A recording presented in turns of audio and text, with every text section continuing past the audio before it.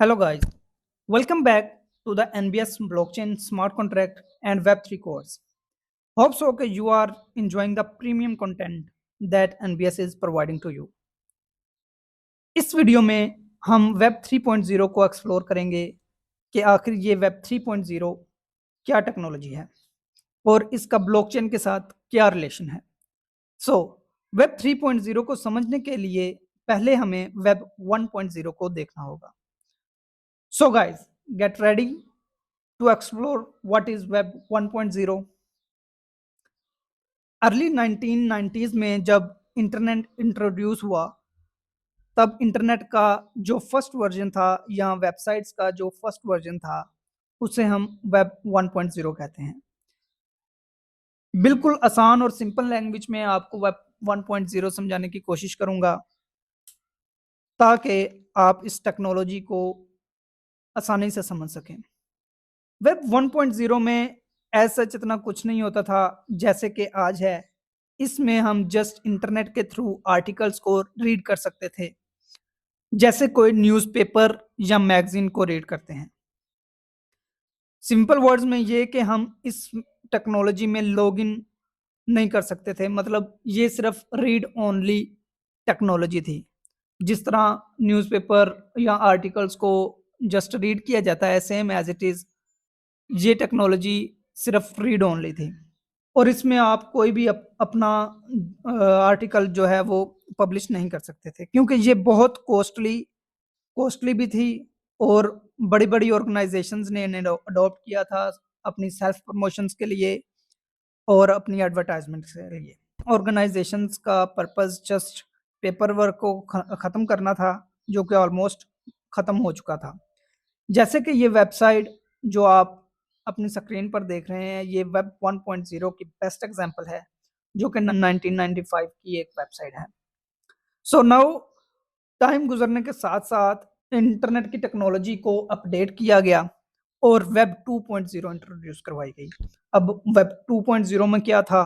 Web 2.0 हम कह सकते हैं कि 2002 से 2005 से लेकर ऑलमोस्ट 2015 तक कि ये जो टेक्नोलॉजी है इसे हम वेब 2.0 कहते हैं। अभी भी हम ऑलमोस्ट 80% तक वेब 2.0 ही यूज कर रहे हैं। इंटरनेट की ये टेक्नोलॉजी यूजर फ्रेंडली बनाई गई जब माइक्रोसॉफ्ट ने फर्स्ट टाइम विंडोज 2000 लॉन्च की। अब इसमें क्या होता था? इसमें यूजर को एक साइन अप पेज या फॉर्म दिया जाता था जिसमें यूजर अपनी इंफॉर्मेशन इंसर्ट करता है ताकि वो किसी भी वेबसाइट को एक्सेस कर सके, जैसे कि फेसबुक, यूट्यूब या जीमेल की एग्जांपल्स हैं। इसमें यूजर को सिंपल एक आईडी और पासवर्ड दे दिया जाता ताकि वो वेबसाइट को एक्सेस कर सके। वेब 2.0 में वेबसाइट्स पर हम आर्टिकल्स को रीड भी कर सकते थे और अपने आर्टिकल्स को पब्लिश भी कर सकते हैं।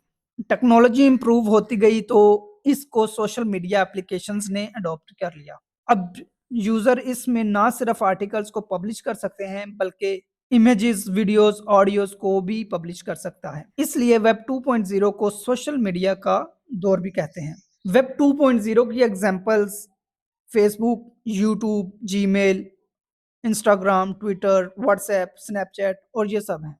नाउ गाइस, अब बारी आती है वेब 3.0 की। ये वीडियो थोड़ी सी लंबी हो गई है, लेकिन इसमें आप बोर नहीं हुए होंगे, तो मजीद वेट नहीं करना चाहिए। Let's talk about web 3.0। Web 1.0 में हम वेबसाइट्स को जस्ट रीड कर सकते थे, मतलब हम अपना कंटेंट नहीं पब्लिश कर सकते थे। देन वेब 2.0 में हम अपना कंटेंट भी पब्लिश करने लगे, लेकिन उसमें भी एक प्रॉब्लम थी कि हम जो अपना कंटेंट अपलोड करते हैं वो तो किसी और के सर्वर पर अपलोड हो रहा है।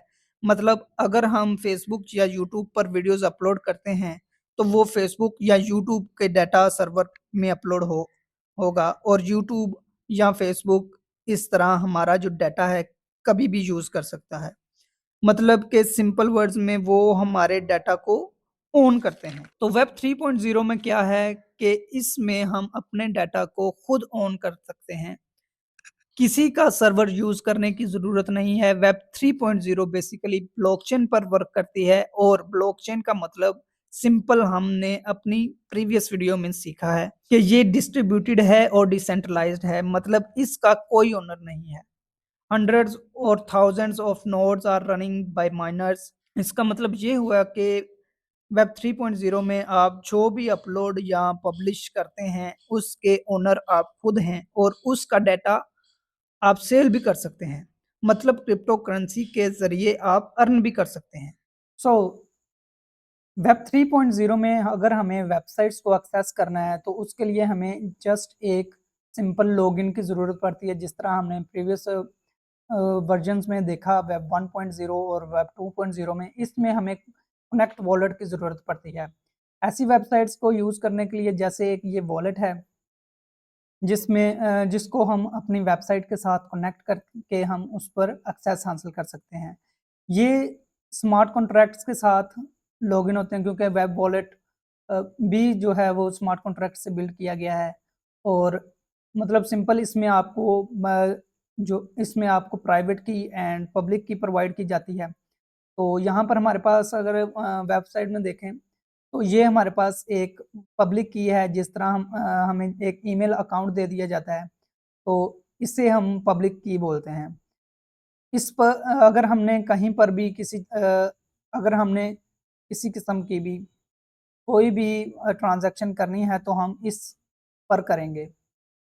हम किसी को अगर ट्रांजैक्शन करने के लिए बोलेंगे तो हम इस वाले एड्रेस पर बोलेंगे कि वो हमें इस एड्रेस पर ट्रांजैक्शन करके दे। ठीक है, ये मेरा पब्लिक एड्रेस है। और प्राइवेट एड्रेस जो कि हमें पासवर्ड बोलते हैं वो भी हमें मिलता है। उसके लिए जब हम ये वॉलेट क्रिएट कर रहे होते हैं तो हमें वो मिलता है, क्योंकि ये वेबसाइट सिक्योर है, पासवर्ड शेयरिंग नहीं करना चाहिए। इसलिए ये कभी आपको टेस्टिंग वीडियो में आपको बताया जाएगा या पूरी फुल ब्लॉकचेन वीडियो में बताएंगे। सही है। तो इस तरह से जो है वेब 1.0 से वेब 3.0 का ये जो सफ़र है ये चला, और 1990 से लेके 2025 तक अब तक इस तरह वेबसाइट्स ने अपनी जगह बनाई और वर्ल्ड को रेवोल्यूशनाइज किया। तो सिंपल इज दैट अगर हम कुछ वेबसाइट्स को देखें कि वेबसाइट्स की एग्जांपल्स देखें तो ये वेब 3.0 की एग्जांपल है, ये वाली वेबसाइट। इस वेबसाइट पर मैंने किस तरह से लॉगिन होना है, ये यहाँ पर NFTs को बाय एंड सेल किया जाता है। ठीक है, ये और इस तरह से एक कनेक्ट वॉलेट का बटन आएगा। इसको अगर कनेक्ट करें तो इस तरह से इस बटन को प्रेस करने पर इस तरह से एक पॉपअप आता है और हमें मतलब सिंपल किसी तरह से साइन अप करने की ज़रूरत नहीं पड़ी, कोई फॉर्म फिल करने की ज़रूरत नहीं पड़ी। सिंपल मैंने कनेक्ट बटन पर क्लिक किया और मेरे पास ये मेटामास्क वॉलेट जो है वो जनरेट हो गया, इसका पॉपअप आ गया और मैंने इसे सिंपल कनेक्ट कर दिया और देखें मुझे इस वेबसाइट की एक्सेस मिल गई। ये एक बेस्ट एग्जांपल है। आप देखें यहाँ पर मैंने जो अपनी वेबसाइट को इसको एक्सेस कर लिया। आज की इस वीडियो को यहीं पर कंप्लीट करते हैं और मिलते हैं इंशाल्लाह नेक्स्ट वीडियो में। तो स्टे ब्लेस्ड, स्टे ट्यून्ड।